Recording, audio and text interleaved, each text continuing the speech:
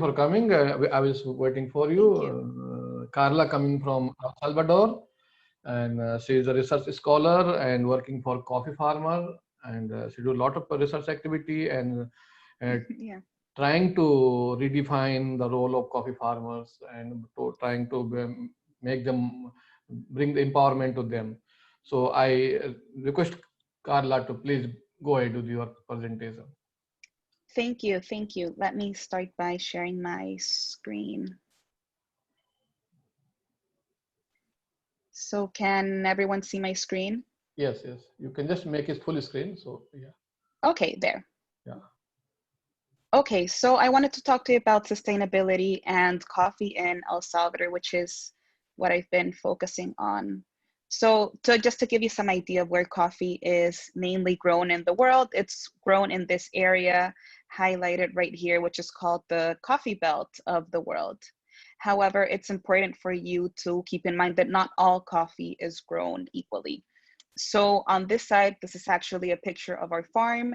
And this is known as shade grown coffee, where you see that above this area, we have shade trees, and this provides sort of like a dual layer within the coffee forest. So at the bottom, you have the coffee trees, which are these guys right here. And then at the top, you have the forest, which is over here. The forest is usually made up of either local trees, fruital trees, um, sort of like on that scale. And then on this side here, you have what is known as sun-grown coffee. And it's basically a monocrop. I don't think that there is a nicer real way to put it. And I think that you can already start to see sort of some of the differences that come with growing coffee in these two very different ways.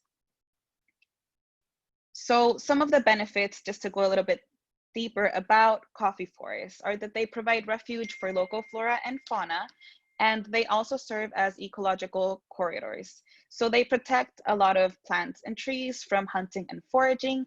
They also protect residential areas from flooding and landslides, and they recharge water supplies. This is very important specifically for this year in El Salvador because we've had a lot of tropical storms. So there's a lot of water, which is very rare in the area where our farm is located because we're located in the dry corridor of the country. So what this means for El Salvador is that it covers 10% coffee forests cover 10% of the country's surface. Fortunately, most of the coffee grown in El Salvador is shade grown, so these are oftentimes classified as forests. In El Salvador, unfortunately, we have a high rate of deforestation. So we have very few local, genuine forests left. And what we have a lot of are coffee farms. So we need to take care of them basically. However, this has been a challenge in the last couple of years because before El Salvador used to be one of the world's actual top coffee producers. Unfortunately, now it has gone down significantly, and this is due to a lot of crises that have overlapped with each other. So in 2013, you have the coffee leaf rust outbreak. Coffee leaf rust is a fungus. It attaches itself to the bottom part of the coffee tree, and it creates a spore, which is bright orange, and it causes the leaf to fall. So then when the tree has no leaves left, it oftentimes dies. So that is very unfortunate. It creates a lot of loss for farmers, and it also creates a loss in forest cover. So to add to this, in 2018, the coffee commodity market, it dipped below $1. So coffee is traded as a commodity. Its price is dictated by the market. And unfortunately, this is not realistic of either the costs that come with having a coffee farm. And it also doesn't take into account all of the ecological services that coffee forests provide.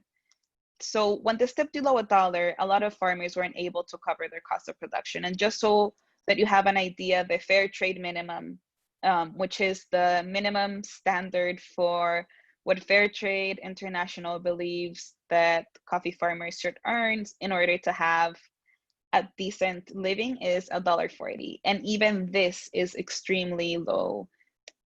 So what this meant for El Salvador was that production, it decreased by 70%, and cost of productions alternatively increased because of this. So we're narrowing down now into El Salvador, and El Salvador has 6 coffee producing mountain ranges. And the area where our farm is located, it is this dark brown area called the Bálsamo Quesaltepec mountain region. So this area is particularly important because it is made of 3 departments. Departments are the equivalent of states in the United States. And these are La Libertad, San Salvador, and Sonsonate. So what is very particular about this area specifically is that it's made up of urban, suburban, and rural landscapes. This is very specific to this region. And it's also important because it produces 26% of the country's coffee. And in El Salvador, where all farmers, coffee farmers, are required to register with the government, it's also home to 19% of the country's total farmers. So I think that you start to get an idea and a sense of not only the ecological importance of this region, since it served as a corridor for so many species and it connects so many different types of mountain ranges with the coastal areas, that it's also economically important because it is home to a lot of our coffee producers. So narrowing down once again, we are going into the farm level.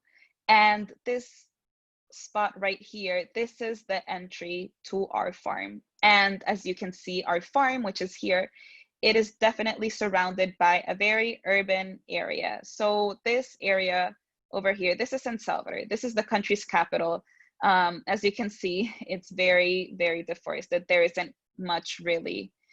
So just for you to have an idea of how urbanized the area where our farm is located, if you go maybe 5 to 7 minutes by car from our farm's gate, you will hit a McDonald's. So there's now a strip mall, there's a McDonald's, there's a supermarket, there's all of these things that are very much changing the area. But not only that, it also highlights the importance of being able to keep this land covered with forest. And forest in this time, it means coffee farms for us. So some of the history of our farm was it was bought in the 1970s. And by this point, it was a stone quarry. It belonged to a local architect, and he was basically blowing up the hillside for his construction work. It was also a pastoral area where farmers would bring in their cattle to graze. And part of it, which we've recently acquired, used to be a theme park, which is very particular, I think, for coffee farms. All of our farm is shade grown, and we're also certified by Rainforest Alliance. So this means that we keep in mind social and environmental policies. And this right here, that's my dad. He is the one who bought the farm and started our family on this unique adventure. And this is our family. We are the following generations that come. We're all squinting because the sun was hitting our eyes. But you can see that's my dad, my sisters, and my nephew and my niece, and some dogs. Of course, they couldn't be out of the picture. And we've become, my sisters and I, despite not at first being very interested in coffee farm because it wasn't presented to us as an alternative. I'm not really sure if that has to do with gender or not in our case, but we've since taken a lot of interest, and we've started to transition the way that our farm works. So before, it used to work as a commodity farm. So we used to sell all of our coffee at market price. But since our involvement and being more in tune with the nature of the coffee industry, we've decided to take another route and start to add value to the fact that we're stewards of the environment, we have connections with the local community, and that we want to keep our area as green as possible because we're so close to the city. We are one of the last remaining lungs of San Salvador, as you saw in the map image. So that is something that we also want to take into account and take care of. So some of the policies that we have, we prioritize employment for the local community. We provide workshops on taking care of natural resources. This is something that is very novel. Not a lot of the times farmers will take this into account. We also have nurseries for shade trees and for coffee trees as well. And this is with the purpose of diversifying our ecosystem. We've seen that having a variety of shade plants also contributes to local flora and fauna. We also use soil analysis, and this is to reduce the use of chemicals. We only use what we have to use. This is also in contrast to traditional agriculture, where you buy very general agricultural formulas that oftentimes give you a lot of nutrients that maybe your soil already has, and you don't have to add it chemically. You can instead use what the soil already has in its compound. We've also reforested sections of the farm with native trees, and this is something that I wanted to focus on as well.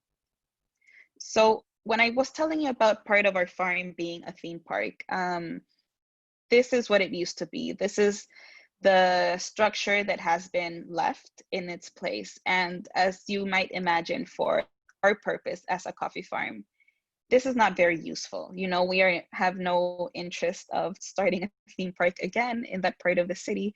So instead, what we've done is that we've repurposed this surface area right here to use as drying patios.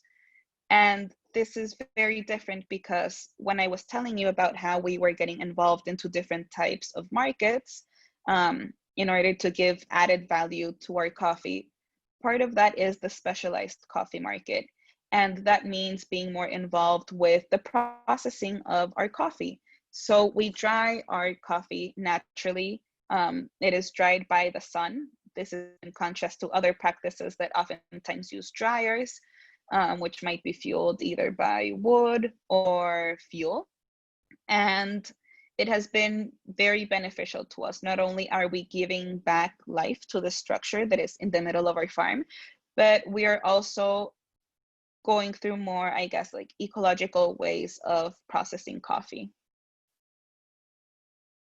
So when I was telling you about a dry corridor that we're located in and how important it is for us to recharge our water levels in the city, this is what I was talking about. So not only are we located in the dry corridor, this means that we rarely, if ever, have any natural water sources available in our farm. But this particular year that we've had so much rainfall, we've actually already had twice as much rainfall as we did last year, and our rainy season is not over. We've noticed how there have been all of these little streams popping up all over the farm, and that is something that we love to see. You know, this means that our systems are working, that the earth is capturing all of this water that will benefit not only our trees, but also the entire community. This goes back to us, you know, to all of us. And also here you can see how our trees, this is a coffee tree, they are intercropped with all of these shade trees, and you can see the different types of varieties that we have, which is something that we're also very proud of.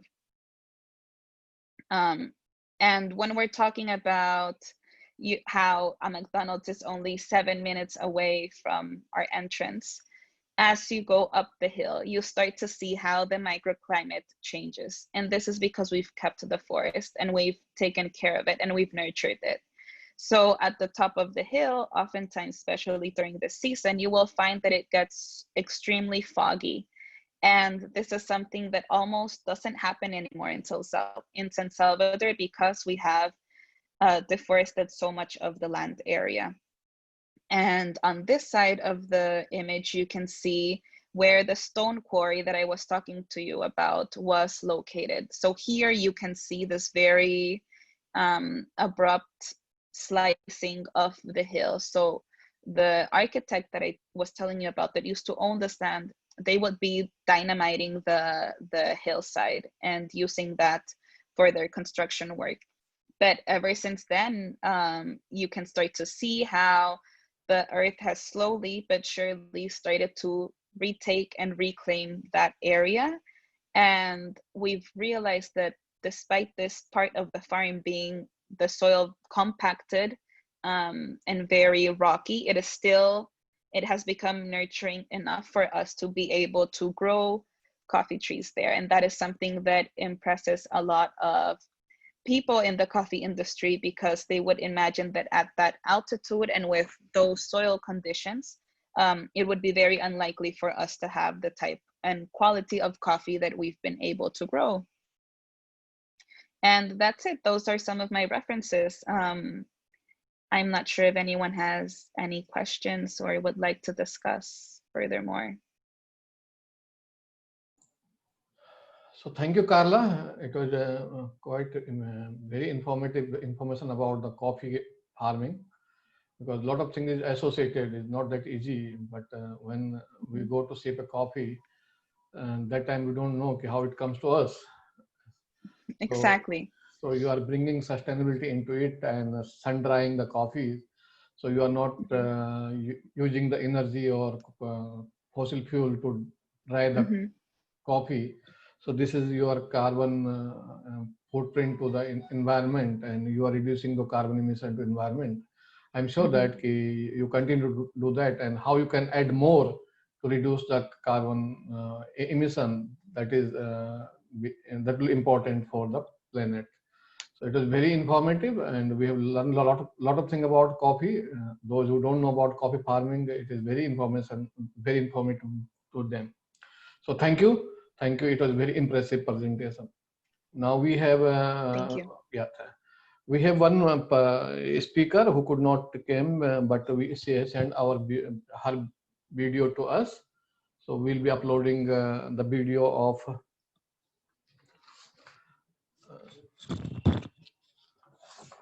what was the name?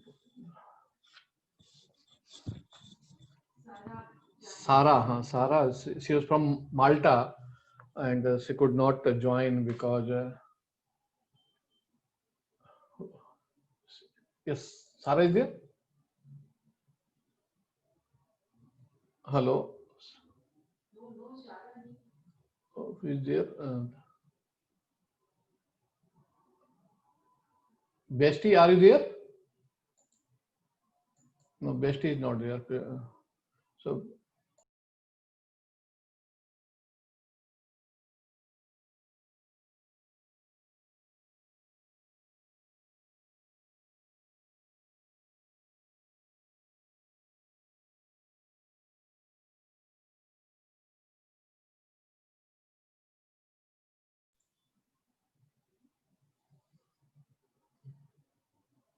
correct, Krishna?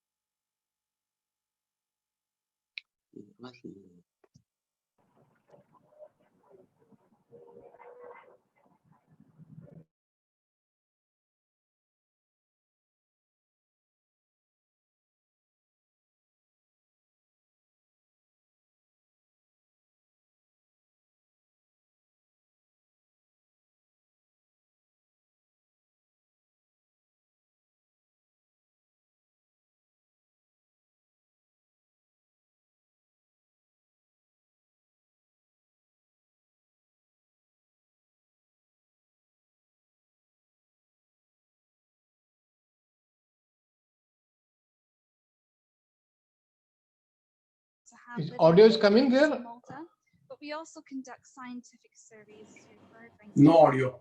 No audio, no? Conservation work involves a couple of different aspects. We focus on habitat management, so we have actually 4 nature reserves. No audio is there. They're very rare habitats in Malta, which is wetlands. We also try and advocate to create more positive Now we can get it. policies. Yeah, no audio is there, no? And we educate. So this is what Yes. I'm talking to you about later on. Yeah. So I'd just like to introduce you Malta. This is Malta. Malta is a very tiny island. It's right underneath Sicily, at the bottom of Italy, in the middle of the Mediterranean. Now, it's about 21 kilometers long, and it has a population of around 400,000 people. Habitats that we have here is mostly this kind of, it's called Greek, which is, you know, a rough shrubland type habitat with lovely wild herbs, wild thyme, fennel, and it's characterized by the sort of rocky.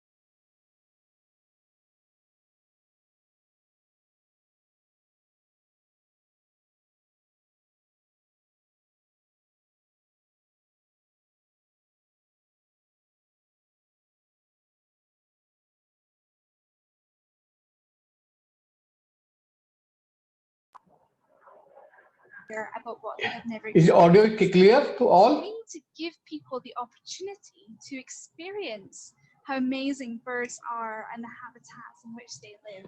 And that will help people to learn to care about birds. And therefore they will want to give people the opportunity. So then that